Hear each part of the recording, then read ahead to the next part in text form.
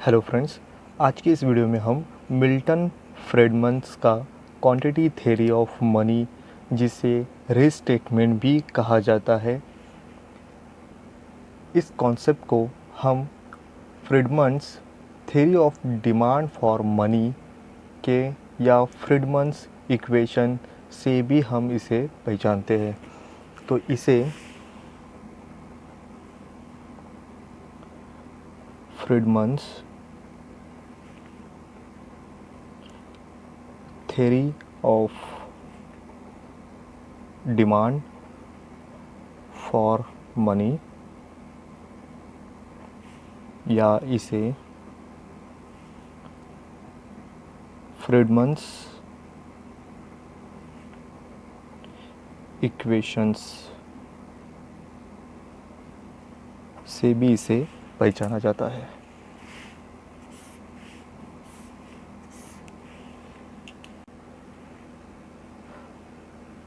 तो अगर ये कॉन्सेप्ट डेवलप किया है मिल्टन फ्रीडमन्स ने, दिस थ्योरी डेवलप बाय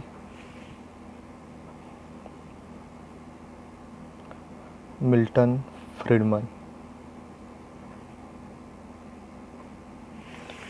ये एक इकोनॉमिक्स अमेरिकन थे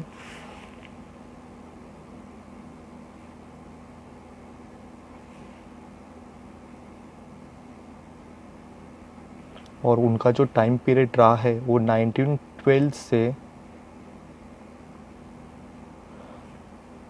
2006 तक उनका ये टाइम पीरियड रहा है।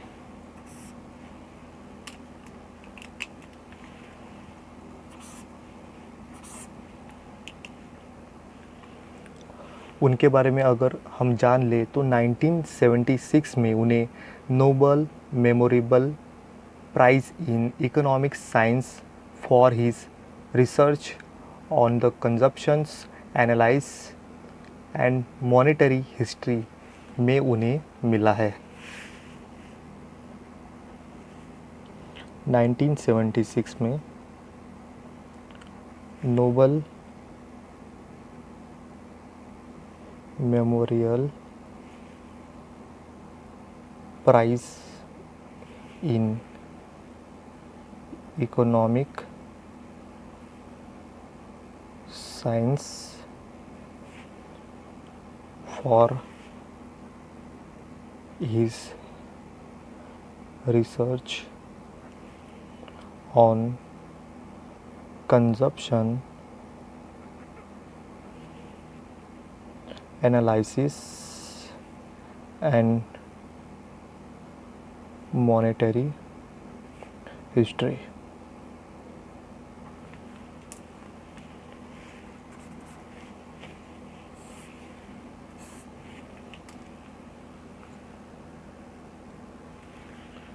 उसी के साथ वो थे leader of the market oriented in Chicago school of economics.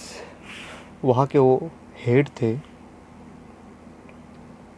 Leader of the market oriented in Chicago school of economics.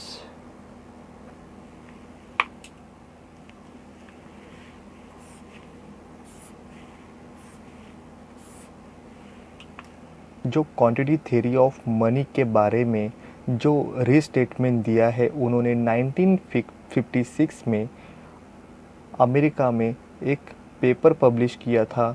उसको कहा गया the quantity theory of money restatement. ये उन्होंने पब्लिश किया 1956 में। Published as a paper in America. वो था The quantity theory of money, a array statement.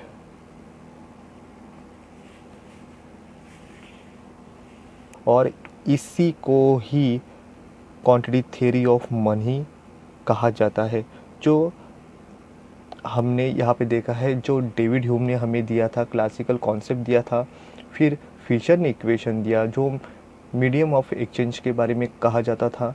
उसके बाद कैम्ब्रिज की इकोनॉमिक्स ने जो क्वांटिटी थ्योरी दी, उसके बाद अगर एक नया वर्जन जो हमें क्वांटिटी थ्योरी ऑफ मनी में दिया है, वो दिया है सिर्फ फ्रीडमन ने दिया है, जो फ्रीडमन्स इक्वेशन के बारे में कहा जाता है, जो हमें मनी डिमांड फंक्शन में यहाँ पे एक्सप्लेन करता है। अब तक के क्वांटिटी थ्योरी ऑफ मनी में हमने देखा जो डेविड ह्यूम, इन्होंने हमें जो कॉन्सेप्ट दिया था वो क्लासिकल था और जो बार्टर सिस्टम से रिलेटेड करता था।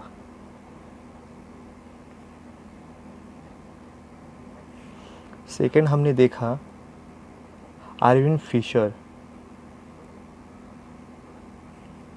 फिशर ने इक्वेशन दिया, ये इक्वेशन हमें medium of exchange of money के बारे में एक्सप्लेन करता है। Medium of exchange of money. Third हमने देखा है Cambridge quantity theory of money. ये हमें store of value function of money के बारे में कहते हैं। Store of value of money, जिसमें हमें यहाँ पे एक्सप्लेन होता है कैम्ब्रिज की इकोनॉमिक्स, जो मार्शल, पिगू, केन्स और रॉबर्टसन जो बिलोंग करते थे कैम्ब्रिज यूनिवर्सिटी से, उन्होंने कहा कि किसी पर्सन अपने पास अगर कोई लिक्विडिटी प्रेफरेंस रखता है तो वो सिर्फ store of value of money के हिसाब से ही वो मनी अपने पास होल्ड करता है। उसके बाद आज हम ये टॉपिक में क्वांटिटी थ्योरी ऑफ मनी में देखेंगे, जो फ्रीडमन का इक्वेशन है।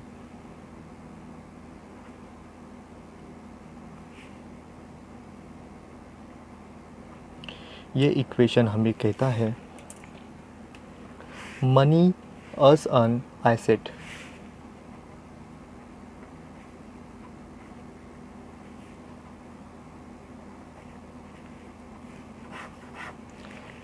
मीन्स यहाँ पे कहा गया है जो मनी की डिमांड फंक्शन किस तरह से होगी, जो बिलोंग करेगा टोटल वेल्थ से। यहाँ पे money demand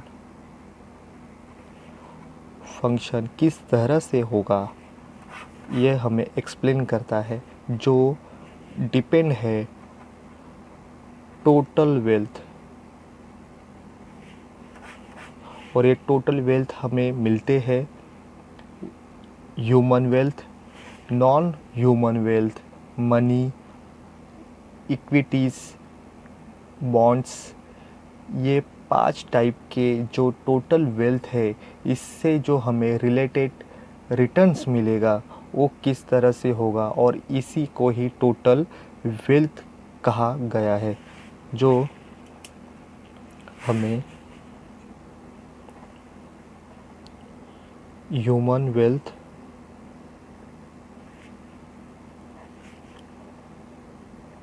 non human wealth,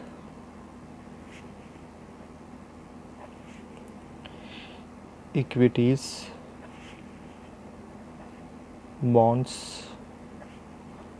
और मनी, ये जो 5 जो फैक्टर है वही है टोटल वेल्थ, और इसको ही फोकस किया गया है जिससे किसी आदमी या किसी पर्सन जो होल्ड करना चाहता है अपने एसेट या अपनी मनी, वो किस तरह से होगा। मतलब हम यहाँ पे एक्सप्लेन करेंगे जो कैम्ब्रिज की क्वांटिटी थ्योरी ऑफ मनी है वो सिर्फ store of value of money के बारे में कहते हैं, पर इसके भी आगे जाके फ्रीडमैन ने हमें यहाँ पे जो store of value of money किस तरह से होगा उसको जोड़ दिए हैं टोटल वेल्थ के साथ।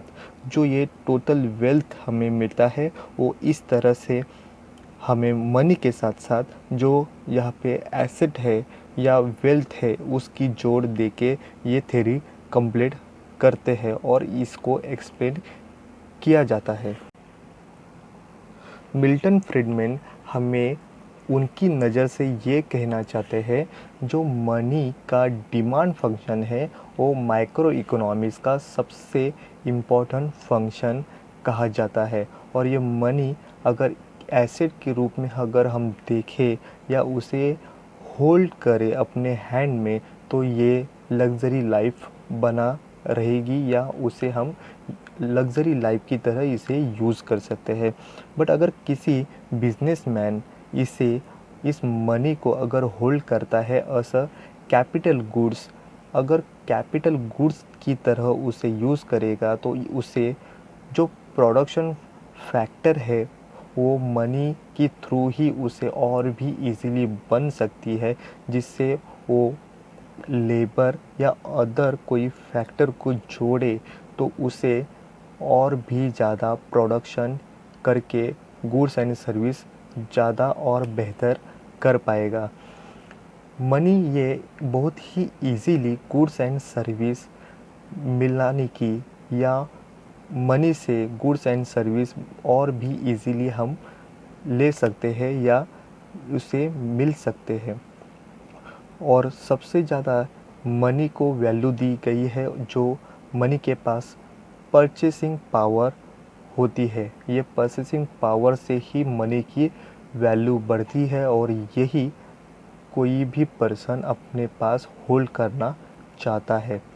तो ये कैपिटल एसेट ये एक इनकम बन जाती है और इसी के साथ मनी के अलावा यहाँ पे बॉन्ड्स जो एक शेयर की तरह होती है उससे बॉन्ड्स या इक्विटी, इससे जो हमें यहाँ पे रिटर्न्स मिलने वाले हैं वो भी यहाँ पे इम्पोर्टेंस रोल निभाते हैं। उस तरह से फ्रीडमैन ने हमें कहते हैं कि डिमांड मनी ऑफ थ्योरी है जिसे हम यहाँ पे कैपिटल थ्योरी या एसेट थ्योरी भी कह सकते हैं। इसी तरह से इस थ्योरी के कुछ अजम्पशंस है, उसके बेस पे ही ये थ्योरी यहाँ पे हमें मिलती है और वो किस तरह के अजम्पशन है वो हम देख लेते हैं। उसमें फर्स्ट है money is a luxury goods. Money is luxury goods. अगर किसी इंसान को अगर लग्जरी लाइफ जीनी है तो उसका जो किस तरह से बन पाएगा जो वो रीज़न है वो है सिर्फ मनी। सेकंड है importance to wealth variables.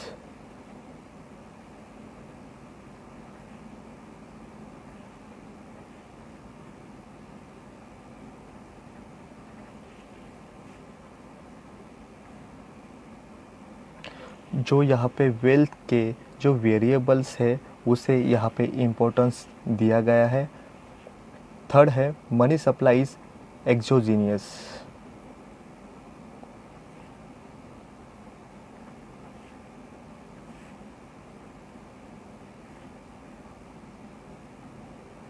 Money supply को यहाँ पे एक्सोजीनियस माना गया है।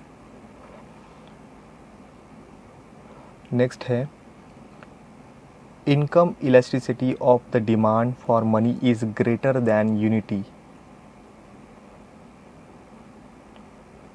Income elasticity of demand for money in greater than unity। Next है मनी सप्लाई इज़ इंडिपेंडेंट। यहाँ पे कहा गया है जो मनी की सप्लाई है और जो डिमांड ऑफ मनी है, इन दोनों का कुछ भी कनेक्शन नहीं है, दोनों इंडिपेंडेंट है। Money supply is independent. Next है supply of money is unstable factor. Supply of money is unstable factor। Next है demand of money is stable factor.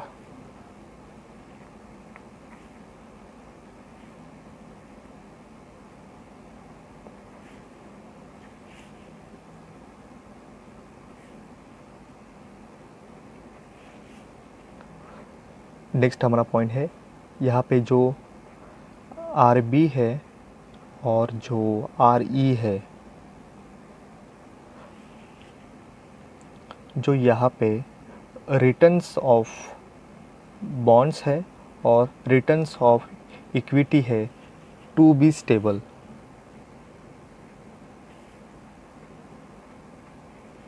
यहाँ पे स्टेबल माना गया है।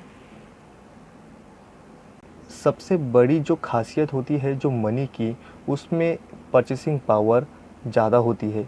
अगर मनी किसी के पास अगर है तो वो और भी गुड्स एंड सर्विस खरीद सकता है मार्केट में, और भी किसी चीज़ की यहाँ पे डिमांड कर सकता है, जिससे अगर हमारे पास अगर मनी है तो मनी ये परचेसिंग पावर क्रिएट करती है। उसी के साथ ये मनी के साथ जो यहाँ पे बॉन्ड्स है, इक्विटी है, ये इक्विटी से भी हमें यहाँ पे जो रिटर्न्स मिलते हैं वो रिटर्न्स हमें प्रॉफिट या इंटरेस्ट रेट यहाँ पे हमें देते हैं। तो यहाँ पे हमें जो बॉन्ड्स की बेनिफिट है ये बढ़ते और घटते भी है, इक्विटी भी बढ़ती और घटती है, बट इसके जो एक लेवल तक हमें इसकी जो रिटर्न्स है वो मिलते हैं, जिससे हम यहाँ पे प्रॉफिट या हमें हमारी जो वेल्थ है इससे और भी कई गुना हम बढ़ा सकते हैं। दूसरी बात जो हमें यहाँ पे फ्रीडमैन ने कहते हैं, जो डिमांड मनी थ्योरी है उन्होंने दी है, उसे कैपिटल थ्योरी भी समझा जाता है या एसेट थ्योरी भी कहा जाता है या समझा जाता है, जिससे ये सब थ्योरी, ये टोटली थ्योरी हमें किसी इंसान के पास होने वाली वेल्थ या एसेट किस तरह की है और उससे लाइफ को किस तरह से उन्होंने परमानेंट इनकम से जोड़ा गया है, ये हमें ये थ्योरी एक्सप्लेन करती है। फ्रीडमैन ने हमें यहाँ पे जो ये थ्योरी उन्होंने दी है, ये थ्योरी बेसिकली दो ऑब्जेक्टिव पे बेस है। फर्स्ट है discovery of variable which determine the demand for money, और सेकंड है demand for money function is stable or not. तो यहाँ पे फर्स्ट है discovery of variable which determinal the demand for money। Second जो है वो हमें बताता है डिमांड फॉर मनी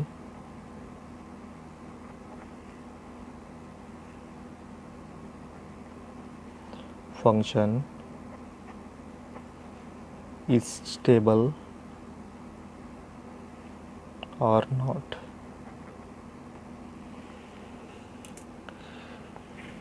इसमें जो फर्स्ट है ऑब्जेक्टिव है वो यहाँ पे हमें वेरिएबल देते हैं, वेरिएबल यहाँ पे हमारा जो फर्स्ट पॉइंट है वो हमें कहता है discovery of the variable which determine the demand for money. उसके जो वेरिएबल है वो वेरिएबल है, फर्स्ट है total wealth to be held.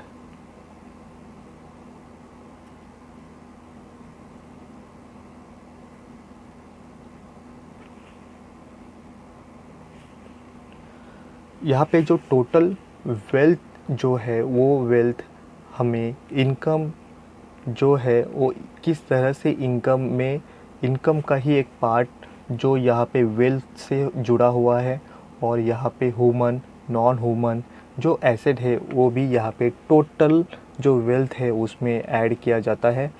और उसी के साथ एसेट जो है वो उसकी जो प्रॉपर्टीज़ या एसेट यहाँ पे भी इंक्लूड किया जाता है टोटल वेल्थ, और उससे जो आने वाली इंटरेस्ट है या कुछ प्रॉफिट है वो भी इसमें टोटल वेल्थ में जोड़ा जाता है। सेकंड है the human and non human divisions of wealth of the human and non human. इस पॉइंट में ये कहा जाता है जो ह्यूमन की जो प्रोडक्टिविटी जो लेवल है और किस तरह से और यहाँ पे इंक्रीज़ किया जा सकता है या उसमें और भी चेंजेस करके प्रोडक्शन और कई गुना ले सकते हैं। उसी तरह जो नॉन ह्यूमन है उसमें इसमें आते हैं जो मशीनरी है या गैजेट है या फैक्ट्री है जो ह्यूमन के बिना भी प्रोडक्शन या प्रोडक्टिविटी क्रिएट करते हैं, उससे भी यहाँ पे divisions of the wealth of human and non human में काउंट किया जाता है। यहाँ पे थर्ड है expected rate of the return on the money and other asset.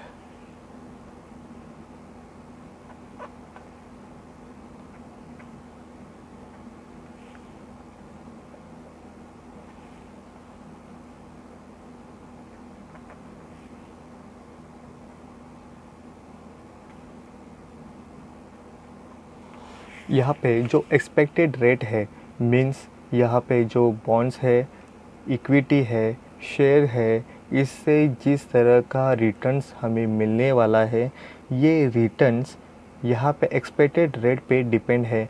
और ये जो इसमें जो चेंज होगा या जो बूम कंडीशन होगी या डाउन कंडीशन अगर आती है मार्केट में तो उसी तरह से जो कैपिटल मार्केट का जो बॉन्ड्स, इक्विटी, इससे मिलने वाला जो इंटरेस्ट है या शेयर है वो शेयर में यहाँ पे मिलने वाला प्रॉफिट भी घट सकता है। तो ये डिपेंड होगा उस मार्केट की कंडीशन की, जो इन्फ्लेशन है या डिफ्लेशन है उस पे ही डिपेंड करेगी। तो यहाँ पे जो मेन जो वेरिएबल है वो 3 टाइप के ये होते हैं, और इसमें फोर्थ वाला भी ये काउंट किया जाता है जो अदर वेरिएबल में काउंट होता है। अदर वेरिएबल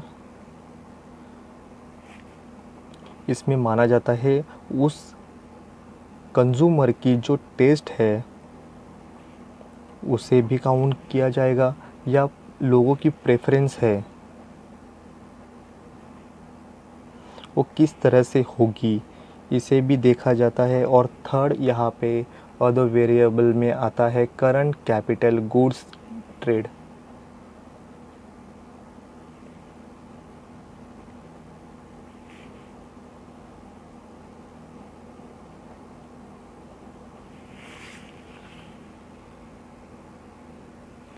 इस तरह से आगे का पॉइंट हमारा है फॉर्म्स ऑफ वेल्थ। ये वेल्थ की फॉर्म किस तरह से होती है, एक तो होती है मनी, अगर हमारे पास अगर मनी है, ये मनी हम अगर किसी को लोन के बेस पे अगर देते हैं तो ये मनी हमें ये इंटरेस्ट मिला के देता है। तो उसी तरह से सेकंड होता है बॉन्ड्स।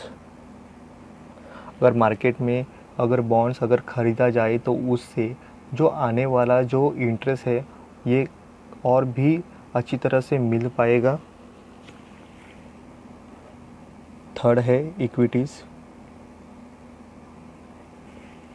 ये इक्विटीज़ जो मार्केट में अगर घूमता है तो इसका जो वैल्यू है ये और भी यहाँ पे इंटरेस्ट लाके देने वाला जैसा होता है। जो बॉन्ड्स और इक्विटीज़ है ये अहम रोल यहाँ पे निभाता है।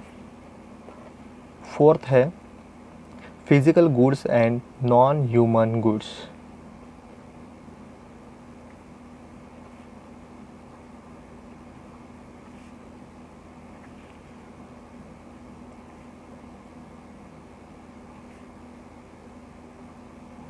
यहाँ पे फिजिकल गुड्स अगर किसी इंसान के पास अगर कोई इन्वेंट्रीज है या अगर कोई चीज़ है अगर उसकी वैल्यू अगर मार्केट में ज़्यादा है तो उससे भी वो इक्विटीज़ या एसेट के थ्रू वो होल्डर बन सकता है।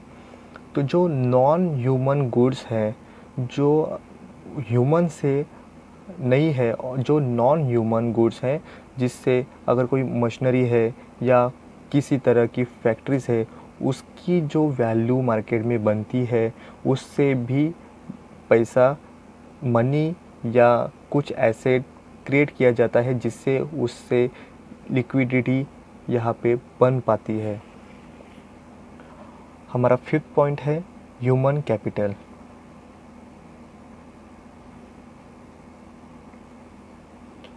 ह्यूमन कैपिटल ये जो यहाँ पे हम देखें तो यहाँ पे फॉर्म ऑफ वेल्थ का सबसे इम्पोर्टेंट वाला यहाँ पे पॉइंट है।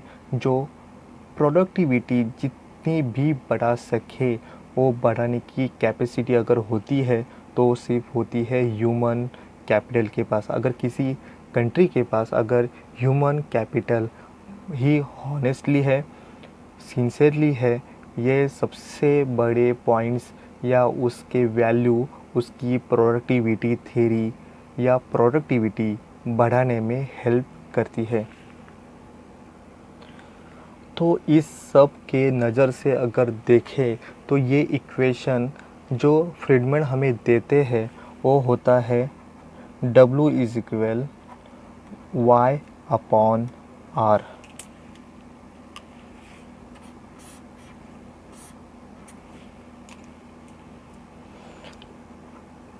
यहाँ पे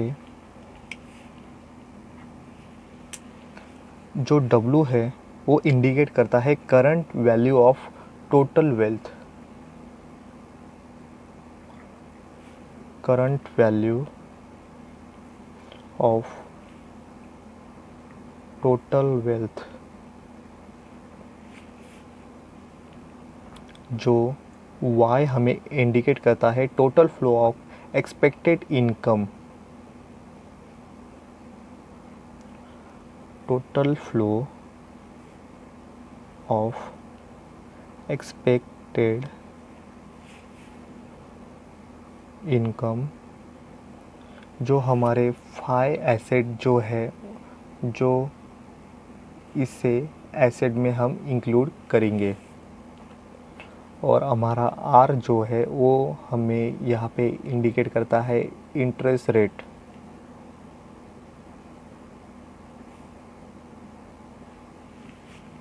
तो इसी तरह से ये हमें इंडिकेट करता है, इस इक्वेशन से हमें ये साबित होता है जो वेल्थ इज़ कैपिटलाइज इनकम। तो हमें ये मालूम होता है वेल्थ इज़ कैपिटलाइज इनकम।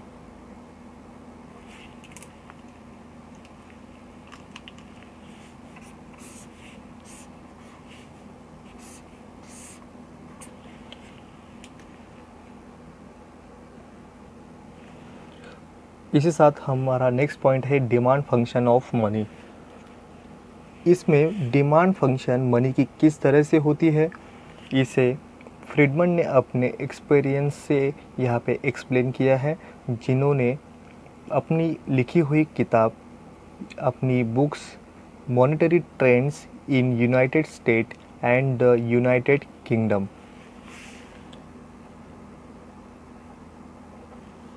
जो बुक्स थी वो थी monetary trends in United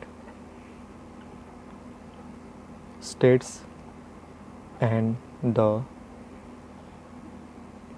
United kingdom.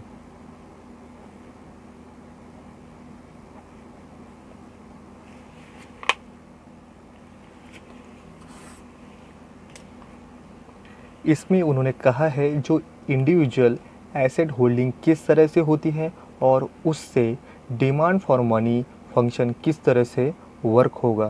तो ये उन्होंने कहा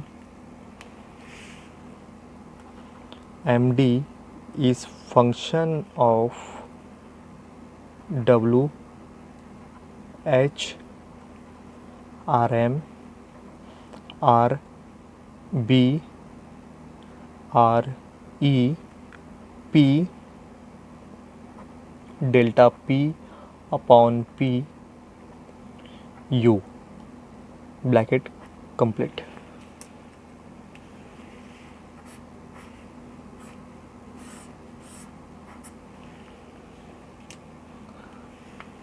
तो इसमें जो यहाँ पे MD है, ये MD इसे अपॉन P से डिवाइड करे तो हमें मिलता है, अगर हम MD को अपॉन P से यहाँ पे डिवाइड करें तो यहाँ पे हमें मिलेगा real cash balance.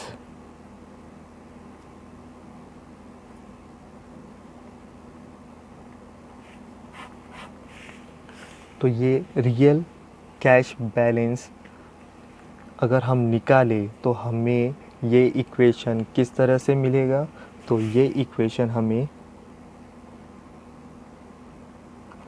MD upon P is function of W H R M R B R E P delta P upon P U bracket complete.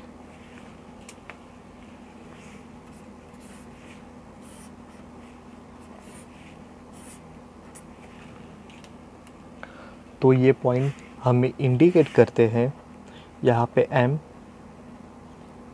Money stock,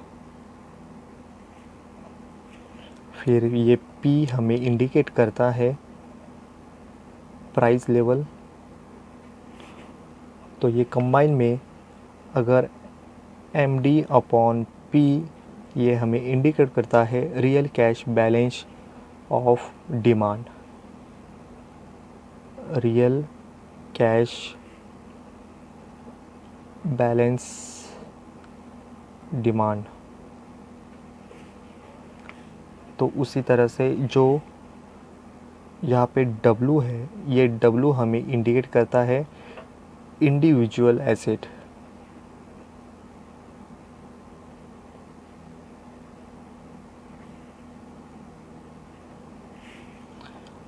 फिर जो H है वो हमें इंडिकेट करता है ratio of human wealth to total wealth, ratio of human wealth to total wealth. और जो हमारा RM है वो हमें इंडिकेट करता है expected rate of return on money, expected rate of return on money. Next हमारा जो RB है वो कहता है expected rate of return on bonds. उसी तरह से हमारा जो RE हमें इंडिकेट करता है, ये इंडिकेट करता है expected rate of return on equities. उसी तरह से हमारा जो P delta P upon P ये इंडिकेट करता है the expected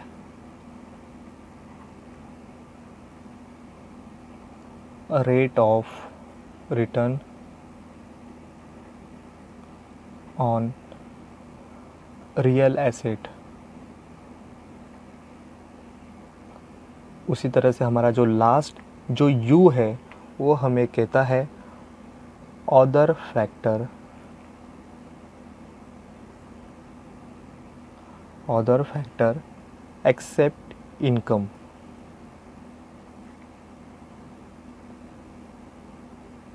accept income, income को छोड़ के जो अदर फैक्टर यहाँ पे आते हैं उसे यहाँ पे इंक्लूड किया जाता है। तो इस तरह से जो डिमांड फंक्शन ऑफ मनी है इसके अगर फैक्टर हम एक के एक ऐसे एक्सप्लेन अगर करें तो यहाँ पे फर्स्ट जो हमारा आता है वेल्थ। जो वेल्थ है, जो वेल्थ यहाँ पे मेन फैक्टर होता है एसेट का, जो ह्यूमन और नॉन ह्यूमन के जो रिटर्न्स है उसे भी यहाँ पे इंक्लूड किया जाता है। और उसी तरह से जो अगर वेल्थ बढ़ती है यहाँ पे इंक्रीज होगी, मीन्स यहाँ पे वेल्थ अगर बढ़ती है तो उससे भी यहाँ पे डिमांड ऑफ मनी बढ़ेगी। तो डिमांड ऑफ मनी बढ़ने की सबसे बड़ी वजह यहाँ पे लोगों के पास रहने वाली जो वेल्थ है, ये वेल्थ यहाँ पे इम्पोर्टेंट रोल निभाता है। अगर लिक्विडिटी अगर बढ़ेगी तो नॉन ह्यूमन कैपिटल तो ही यहाँ पे इम्पोर्टेंट रोल निभाता है। मीन्स यहाँ पे लिक्विडिटी अगर लोगों के पास अगर ज़्यादा है तो उससे भी यहाँ पे ह्यूमन कैपिटल बढ़ेगा। अगर लिक्विडिटी यहाँ पे कम है तो यहाँ पे ह्यूमन कैपिटल भी घटेगा। यहाँ पे वेल्थ के साथ अगर ये भी कहा जाता है जो लोगों के पास जो ह्यूमन और नॉन ह्यूमन के फैक्टर होते हैं तो यहाँ पे ह्यूमन कैपिटल जो लिक्विडिटी प्रेफरेंस देखा जाए तो नज़र से यहाँ पे कम होता है, क्योंकि इंसान के पास उसके पास ऐसी कुछ भी लिक्विडिटी क्रिएट करने की कैपेसिटी नहीं होती जिससे मनी क्रिएट या खड़ी कर दी जाए। अगर उसके पास ह्यूमन के पास नॉन ह्यूमन कैपिटल है, अगर उसके पास कोई गाड़ी है या कुछ मशीन है, फैक्ट्री है, इससे तुरंत उसे बेचा जाए तो उससे भी लिक्विडिटी क्रिएट की जाती है। मतलब जो नॉन ह्यूमन कैपिटल है उसकी लिक्विडिटी ज़्यादा होती है और जो ह्यूमन कैपिटल है उसकी जो लिक्विडिटी है यहाँ पे कम होती है। हमारा नेक्स्ट पॉइंट है rate of interest. Rate of interest, तो ये रेट ऑफ इंटरेस्ट हमें RM, RB और RE, तो इस तरह से जो रिटर्न्स ऑफ मनी है रिटर्न्स मनी के साथ साथ हमें इंटरेस्ट मिलता है, इंटरेस्ट के साथ हमें उससे प्रॉफिट भी होता है। मतलब हमें इसके साथ इंटरेस्ट जो है वो बढ़ता है। अगर इंटरेस्ट बढ़ेगा, इंटरेस्ट रेट, तो इससे होता है RM हमारा बढ़ेगा। तो उसी के साथ ये RB है जो रिटर्न्स, जो बॉन्ड्स के साथ कहा जाएगा। तो इसमें रिटर्न्स अगर बढ़ते हैं तो भी यहाँ पे RB हमारा बढ़ेगा। तो उसी के साथ जो RE है, जो रिटर्न्स ऑफ इक्विटी है, ये हमें ये कहता है कि अगर रिटर्न्स अगर आने वाले बढ़ेंगे तो उसका जो रिज़ल्ट होता है वो यहाँ पे रिटर्न्स ऑफ इक्विटी भी यहाँ पे हमें बढ़ती हुई दिखाई देगी। हमारा नेक्स्ट पॉइंट है प्राइस लेवल।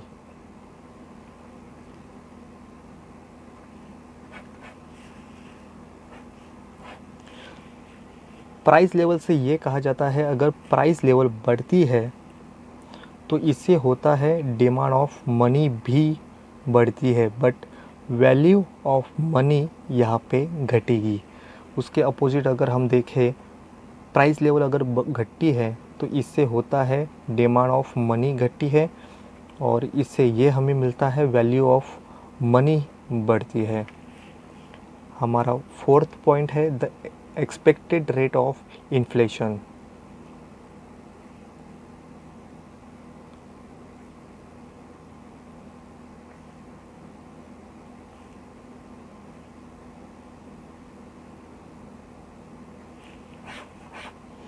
ये हमें कहता है कि अगर इन्फ्लेशन बढ़ता है तो डिमांड ऑफ मनी घटती है, बिकॉज़ लोगों की परचेसिंग पावर यहाँ पे इन्फ्लेशन बढ़ने की वजह से घटी है। तो इसी के अपोजिट हम देखें कि अगर डिफ्लेशन अगर घट होता है तो यहाँ पे डिमांड ऑफ मनी बढ़ती है, क्योंकि लोगों के पास परचेसिंग पावर यहाँ पे बढ़ना शुरू होती है। हमारा नेक्स्ट पॉइंट है इंस्टीट्यूशनल फैक्टर। ये हमें ये कहता है कि अगर इन्फ्लेशन बढ़ता है या किसी कंडीशन की वॉर क्रिएट होती है तो उसमें भी हमें डिमांड ऑफ मनी ये हमें बढ़ती हुई दिखाई देगी। जो कैपिटल मार्केट अनस्टेबल अगर होता है तो यहाँ पे जो डिमांड है मनी की तभी भी बढ़ती है, क्योंकि लोग बॉन्ड्स और इक्विटीज़ इसकी जो श्योरिटी है वो कम होती है, तो लोग यहाँ पे मनी यहाँ पे प्रेफरेंस करेगा होल्ड रखने के लिए। तो उसी के साथ अगर किसी कंट्री की जो पॉलिटिकल कंडीशन है अगर अनस्टेबल है तो यहाँ पे डिमांड ऑफ मनी बढ़ने की वजह बन जाती है। तो ये जो 5 पॉइंट है वो किस तरह की वजह से मनी की डिमांड बढ़ती है और जो डिमांड फंक्शन ऑफ मनी किस तरह से वर्क करती है, ये 5 पॉइंट्स हमें कहते हैं कि इसी वजह से मनी की डिमांड बढ़ने की वजह बन जाती है। और यहाँ पे जो फ्रीडमैन है वो किस तरह से लोग मनी को प्रेफरेंस करते हैं या एसेट को अपने पास लिक्विडिटी प्रेफरेंस रखने की वजह किस तरह से होती है, जो कैम्ब्रिज की यूनिवर्सिटी के जो बिलोंग करने वाले इकोनॉमिक्स है जिन्होंने यहाँ पे ये एक्सप्लेन करना उन्होंने नहीं किया है, और इसका एक्सटेंशन या इसका न्यू वर्जन जो हमें मिलता है वो सिर्फ मिलता है फ्रीडमैन के इस इक्वेशन से।